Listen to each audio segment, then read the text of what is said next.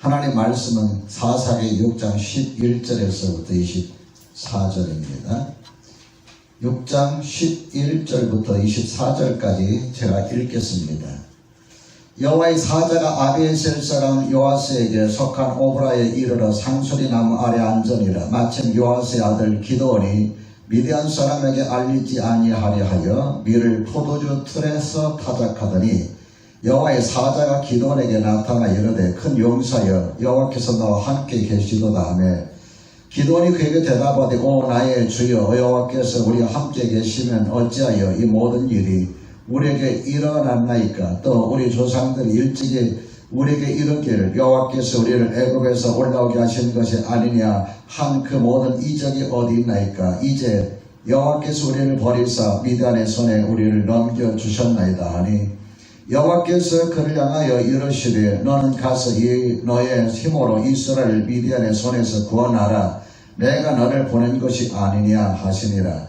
그러나 기드온이 그에게 대답하되 오 주여 내가 무엇으로 이스라엘을 구원하리까. 보소서 나의 집은 므낫세 중에 극히 약하고 나는 내 아버지 집에서 가장 작은 자니이다니. 여호와께서 그에게 이르시되 내가 반드시 너와 함께하리니 내가 미디안 사람 치기를 한 사람 치듯 하리라 하시니라. 기드온이 그에게 대답하되 만일 내가 주께 은혜를 얻었어 하면 나와 말씀하시니가 주 되시는 표정을 내게 보이소서.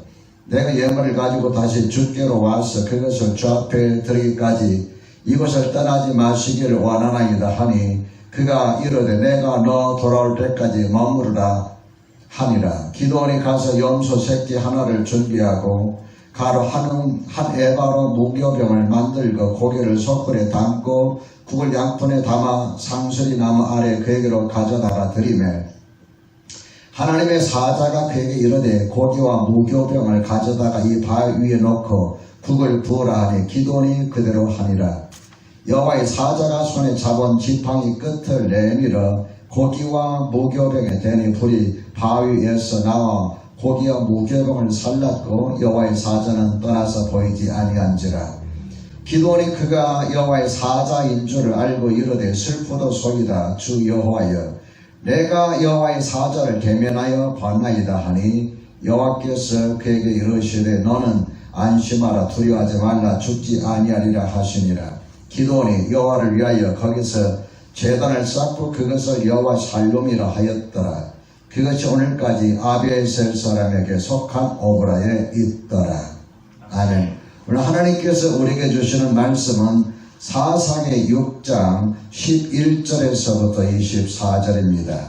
이 말씀을 통하여 때론 우리에게 이런 용기가 필요합니다. 이런 제목으로 말씀을 전하겠습니다.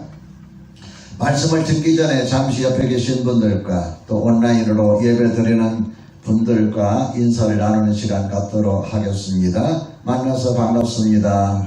오늘도 예배 동참해 주셔서 반갑습니다. 지난 한 주일 동안 여러분 편안하게 잘 지내셨나요? 여러분이 잘 지내셔야 저도 잘 지낼 수 있습니다. 왜냐하면 여러분의 즐거움이 저의 즐거움이고 여러분의 행복이 저 또한 행복이기 때문입니다. 이것이 목회자의 심정이라면 우리를 향해서 하나님의 마음은 오죽하실까 하는 이런 생각을 해봅니다. 하나님은 여러분과 제가 이 땅에 살면서 즐겁고 행복하게 살기를 원하십니다. 여러분의 생에 여러분들의 꿈과 희망과 비전이 이루어져서 이 땅에서 멋진 인생으로 행복하고 보람되게 살아가시기를 우리 주님의 이름으로 축원합니다. 우리 교회 옆을 지나 목삼동 주민센터 쪽으로 가다 보면 오른쪽에 빨간 벽들로 만들어진 집이 있습니다. 그 건물의 모습을 자세히 쳐다보면 그 꼭대기에 항아리 같은 것이 그려져 있고 그 다음에 항아리 위에 횃불 같은 것이 그려져 있습니다.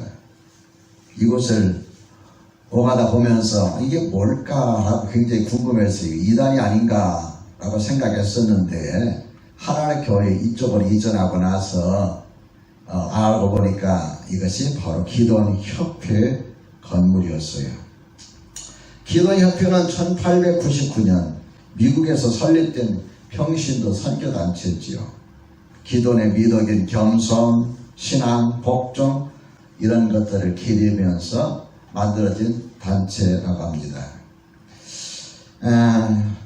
여러분, 기도는 누구입니까? 기도는 이스라엘 국가가 위기에 빠졌을 때 하나님의 부르심을 받고 국가를 위기에서 구해낸 유명한 사사입니다. 그는 이스라엘의 5번째 사사로 40년을 주를 위해서, 나라를 위해서 사역했습니다. 기도원 하면 여러분 혹시 생각나는 거 있나요? 기도원 하면 생각나는 것, 항아리와 횃불, 또 뭐가 있을까요? 예? 양털, 젖은 양털, 마른 양털, 양털. 예, 또 뭐가 있을까요? 300명의 용사. 기도는 오로지 300명의 용사로 미디안의 군대, 아말렉 군대, 동방의 여러 군대, 연합군을 물리친 용장입니다. 그가 전쟁터에 나갈 때 국가를 위해서 함께 싸우겠다고 지원한 지원병이 32,000명인데 다 돌려보내고 그 중에 딱 300명만 선택했어요. 그 300명으로 나라를 위기에서 구해낸 사람입니다. 저는 오늘 여러분과 함께 기도의 삶을 살펴보면서 때로는 우리에게 이런 용기가 필요합니다. 이런 제목으로 말씀을 전하겠습니다. 첫째로, 하나님은 비전을 통해 우리를 이끌어 가십니다. 기도의 살던 시대는 참으로 암울한 시대였어요. 그 당시에는 왕도 없었고 총리 같은 정치적인 지도자도 없었습니다. 하나님 국가적인 비상 상황일 때에만 이스라엘 백성들 가운데 특별한 사람을 세워서 그 시대를 이끌어가게 하셨는데 그 사람들을 일컬어서 우리는 사사라고 부릅니다. 평시에는 정치적으로 백성들을 이끌어갈 수 있는 정치적인 권한과 재판관에 주어지게 되고, 비상시에는 군사를 모집하여 그들을 지휘할 수 있는 지휘권이 주어지게 됩니다. 하나님 이렇게 직접 이스라엘 백성들 가운데 사사를 세워서 이끌어가던 시대를 사사시대라고 말합니다. 자, 불행하게도 기드온이 태어나던 시대에는 그들을 이끌어갈 수 있는 사사가 없던 때였습니다. 그러다 보니까 이스라엘 백성들은 믿음에서 떠나 살게 되었고 국가적으로는 약할 대로 약해져 있었습니다. 그래서 엄청난 위기 가운데 처하게 되는데 이웃나라 미디안이 다른 민족들과 연합해서 이스라엘 땅으로 몰려왔습니다. 그리고 그 나라가 7년이라는 세월 동안 이스라엘 나라를 지배하면서 다스렸어요. 얼마나 여러분 괴로웠을까요? 그들이 이스라엘 땅으로 몰려올 때면 남자들은 어떻게든 살아남기 위해서 산으로 도망가고 구멍에 숨고 굴에 숨고 이랬어요. 또 그들이 수시로 몰려와서는 양과 소와 모든 것을 빼앗아 갑니다. 밭에 있는 모든 곡물들을 다 빼앗아 갑니다. 약탈해 갑니다. 그래서 그 시대에 산다는 것은 정말 고역이나 다름없었습니다. 기드온도 먹고 살기 위해서 미디안 사람들 몰래 숨어서 밀을 찾아가였고 곡식들을 숨겨놓고 살아갈 수밖에 없는 처지였습니다. 마땅히 특별히 뛰어난 사람이 그 시대에 없었던 것 같아요. 이런 때 하나님께서는 기드온에게 나타나셔서 장차 그를 통해서 이루실 하나님의 비전을 제시해주고 그를 지도자로 부르시는 것을 오늘 우리가 본문을 통해서 볼 수가 있습니다. 그런데 기도원의 그런 초기의 내용들을 읽어보면은 그가 지도자가 지내야 할 자질이 있어 보이는 그런 사람은 결코 아니다. 우리처럼 평범한 사람이다.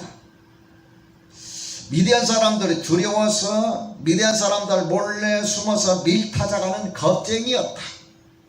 우리가 뭐 다를 바 없는 아주 평범한 그런 사람이었습니다. 저는 그래서 이 사건을 통해서 기도를 통해서 한 가지 깨달은 것이 있다면, 하나님은 용감하고 똑똑하고 유능한 사람만 지도자로 쓰는 것이 아니라 사람들 보기에 뭔가 한 2% 정도 부족해도 못난 우리 같은 사람도, 이런 평범한 사람도 쓰신다 하는 사실입니다. 사랑하는 성도 여러분, 하나님은 우리처럼 지극히 평범한 사람들에게도 비전을 제시해주고 그 비전을 따라서 살아갈 때에 위대하게 만들어주시는 분이심을 확신하시기 바랍니다. 바울은 고린도전서 1장 26절에서 28절에 이렇게 말하고 있습니다. 형제들아, 너희를 부르심을 보라. 육체를 따라 지혜 있는 자가 많지 아니하며 능한 자가 많지 아니하며 문벌 좋은 자가 많지 아니하도다. 그러나 하나님께서 세상에 미련한 것들을 택하사 지혜 있는 자들을 부끄럽게 하시려고, 세상에 약한 것들을 택하사 강한 것들을 부끄럽게 하려 하시며, 세상에 천한 것들과 멸시받는 것과 없는 것들을 택하사 있는 것들을 폐하려 하신다. 이렇게 말씀하고 있습니다. 평범한 사람에게 비전을 주시고 그 비전으로 이끌어가는 것, 이것이 하나님께서 여러분과 저를 쓰시는 방법이라는 것을 확신하시기 바랍니다. 둘째로, 하나님께 쓰임 받으려는 용기가 있어야 합니다. 하나님은 미디안 사람이 두려워 숨어서 밀타작을 하던 기도원에게 나타나셔서 말씀하십니다. 12절 말씀 같이 한번 읽어볼까요? 자, 12절 시작. 여호와의 사자가 기도원에게 나타나 이르되 큰 용사여, 여호와께서 너와 함께 계시도다 하매. 여호와의 사자가 기도원에 나타나서 뭐라고 그랬어요? 큰 용사여.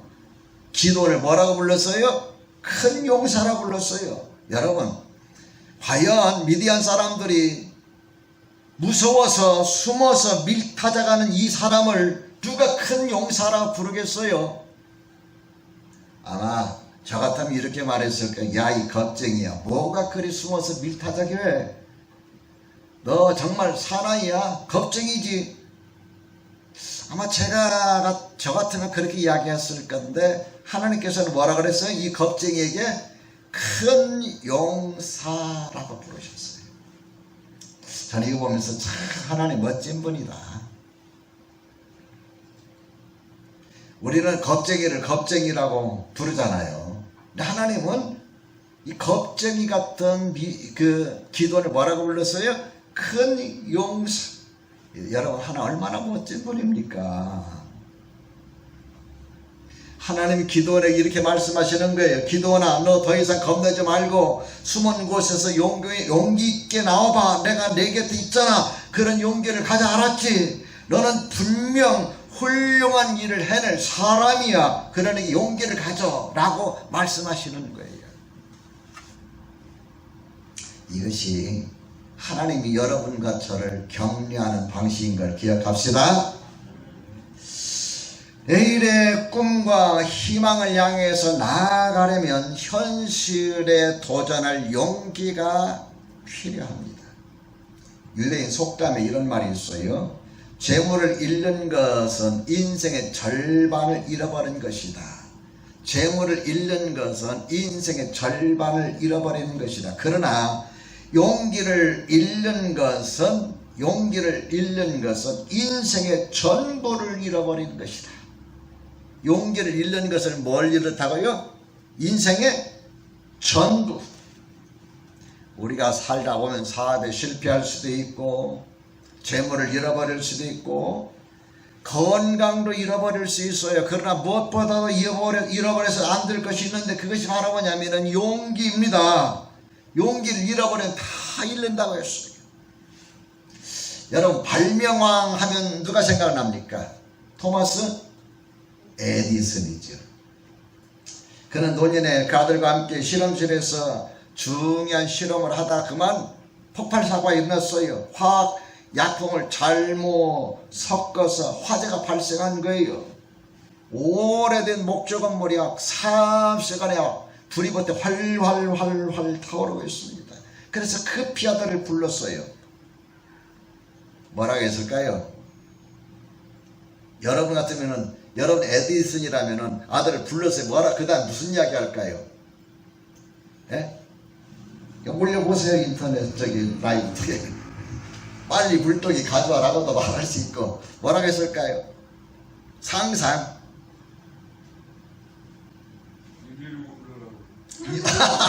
119 불러라. 맞습니다. 이름 시키. 아니, 에디슨이 잘못했는데 이름 시키가 또 왜 나와요?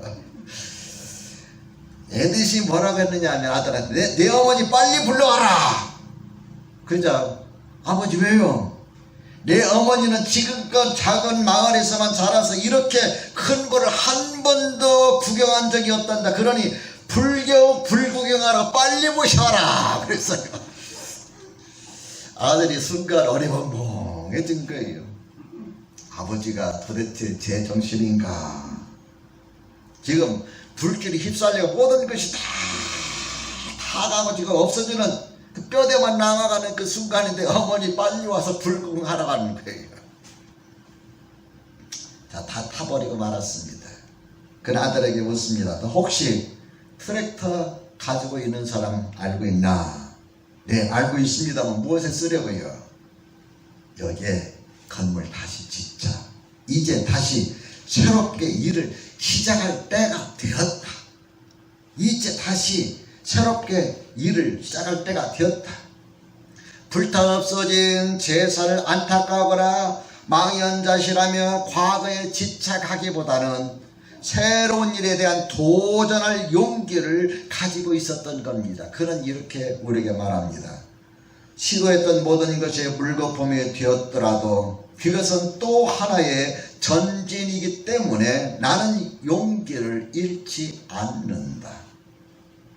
사랑하는 성도 여러분, 하나님은 우리에게 말씀하십니다. 내가 내 곁에 있을 테니 너는 겁내지 말고 용기를 가져라. 너는 훌륭한 일을 해낼 사람이야. 만일 용기를 잃었다면 용기를 가집시다. 하나님 오늘 저와 여러분에게 큰 용사라고 격려하십니다. 첫째로 우리의 용기는 하나님에 대한 확신에서 나옵니다. 대기업 임원으로 참 탄탄대로를 걷던 사람이 있었어요. 그런데 48살 나이에 폐암이라는 청천벽력과 같은 진단을 받습니다. 48에 폐암이라는 진단을 받았을 때 여러분 어떤 마음이 들까요? 엄청난 충격이었을 거예요. 그런데 나중에 오진으로 판명되었어요. 잠시나마 생과 사를 경험해 본 그 일을 계기로 해서 그는 이런 마음을 갖습니다. 인생의 후반을 의미 있게 살자. 내가 만약 폐암으로 죽었다면 끝났을 텐데 오진으로 끝나 다행이다. 이제 인생 후반을 의미 있게 살자. 그는 인생 후반에 대해서 열심히 연구한 끝에 제2막이라는 책을 쓰기 시작합니다. 그 사람 이름은 스테판 폴란입니다. 그래서 이 책에서 그는 인생의 후반을 정말 멋있게 산 사람들을 추적해서 그 글을 쓰기 시작해요. 조 프레이지어, 권투 선수지요. 유명한 권투 선수입니다. 조 프레이지어를 때려눕히던 24세 팔팔한 복서가 있었어요. 그 복서가 누구냐면은 조지 포먼입니다. 이 조지 포먼이 무하마드 알리에게 역전패를 당하게 됩니다. 그래서 조지 포먼은 내 복서 인생이 다 끝났다 라고 생각했어요. 하지만 놀랍게도 43세 때인 94년 1994년 챔피언 마이클 무어를 때려 눕히고 자신감을 회복한 다음에 사업을 시작합니다. 그릴 기구 사업가로 그는 명성을 날리게 돼요. 43세 이후에 국가생활보조금으로 딸과 함께 근근히 생활하던 사람이 있었어요. 조안 롤링이라는 사람이었습니다. 누군지 아세요 혹시? 조안 롤링? 해리포터 시리즈를 쓴 사람이에요. 인생의 대역전을 이룬 거예요. 판매 부진을 이유로 해서 회사에서 해고된 뒤 2년 만에 애니메이션 토이 스토리를 만들어서 제게 성공한 사람이 있어요. 그래서 그 사람이 나중에는 자기를 쫓아낸 회사의 CEO가 됩니다. 애플의 스티브 잡스입니다. 남들이 은퇴할 70세 나이에 음식점 프랜차이즈를 시작했어요. 그래서 세계적인 기업을 일궈냈어요. 그 음식점에 가면은 배가 불룩이 나온 할아버지 안경 쓰고. 뭘까요? KFC입니다. 실패한 대통령에게서 노벨 평화상 수상자로 찬사를 한 몸에 받은 지미 카터. 그도 좌절을 잊고 인생의 후반을 멋지게 장식한 사람이에요. 이 스테반 폴리는 이런 말을 합니다. 어떤 일을 하기에 가장 좋은 완벽한 기회는 없습니다. 가장 좋은 완벽한 기회는 없습니다. 완전한 순간도 없습니다. 완벽한 기회, 완전한 순간만을 기다린다면 평생 기다리다 끝이 납니다. 용기, 모험, 결단력이 새로운 변화, 새로운 기회의 주인이 되게 합니다. 이렇게 말하고 있습니다. 사랑하는 성도 여러분, 그러면 우리는 어떻게 용기를 가질 수 있을까요? 용기를 가지라는 말만 했지 어떻게 용기를 가질 수 있는가에 대해서는 성경에 말하고 책들이 별로 말하고 있지는 않아요. 그래서 성경이 기도원이 용기를 갖기 위해서 사용했던 그 방법을 통해서 우리가 어떻게 하면 용기를 가질 수 있는가 하는 걸 발견할 수가 있습니다. 한마디로 말해서 기도입니다.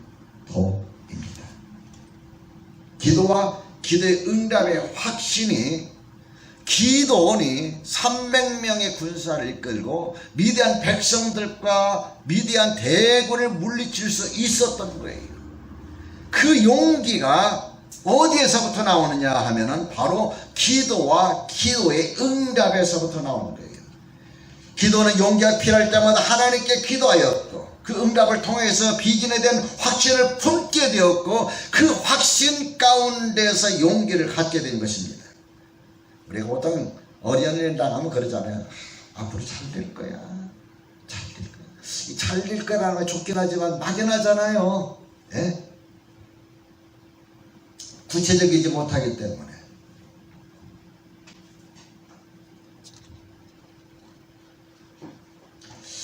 기도는 어떻게 해서 용기를 갖게 됐는지 우리가 말씀을 통해서 한번 찾아볼까요? 우리 14절 말씀 봅니다. 14절 같이 읽어볼까요? 시작. 여호와께서 그를 향하여 이르시되 너는 가서 이 너의 힘으로 이스라엘을 미디안의 손에서 구원하라. 내가 너를 보낸 것이 아니냐 하시니라. 하나님께서 보냈다. 가라. 말씀하시는 거예요.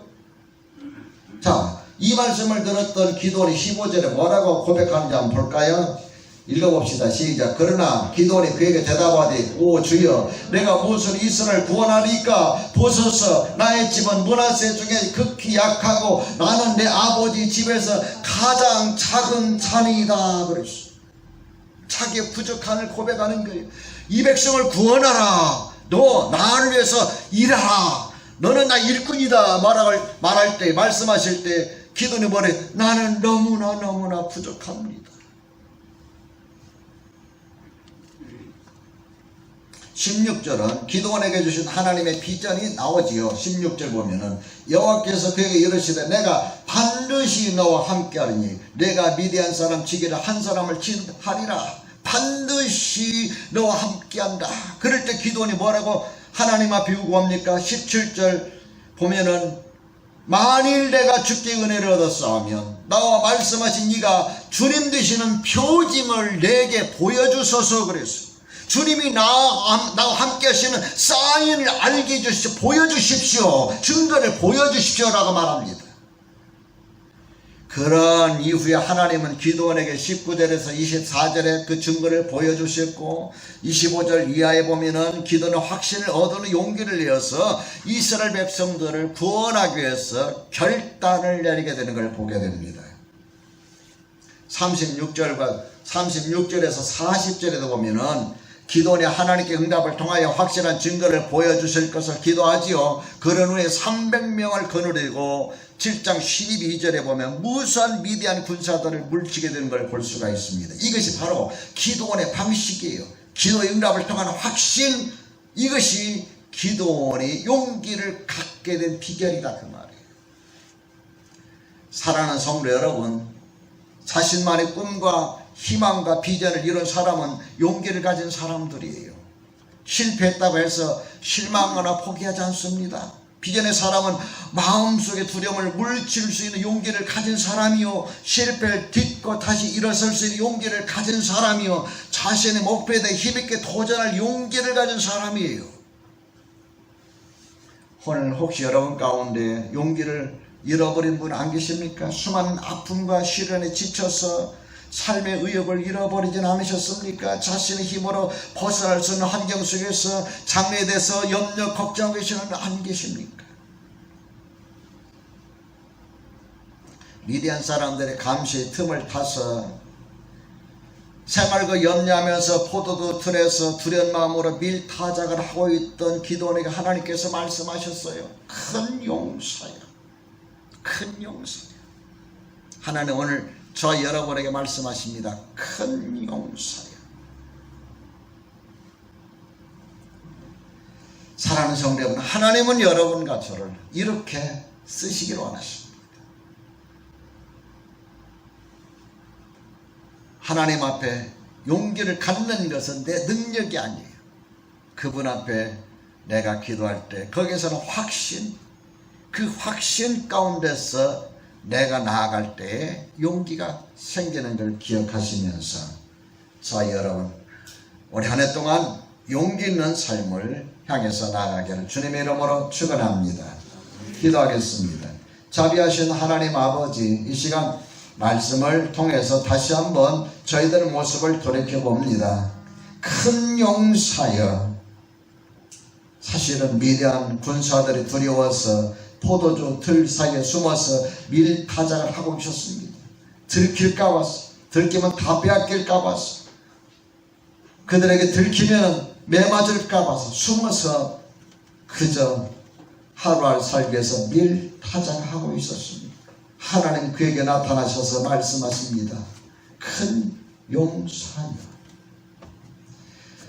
이 땅 살아가면서 때로는 나 자신의 능력이 부족해서, 내 자신의 지혜가 부족해서, 나는 담대하지 못했어, 그렇게 내 자신을 움츠리고 있을 때에 하나님은 나를 버리지 아니하시고 찾아오시는 줄 믿습니다.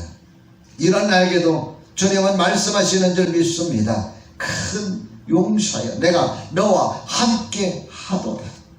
하나님이 함께 하시는 것을 확신하면서 내일을 향해서, 우리의 삶을 향해서, 꿈과 희망을 향해서 도전할 수 있는 용기를 주시옵소서. 우리 주님 예수 그리스도 이름으로 기도드립니다. 아멘.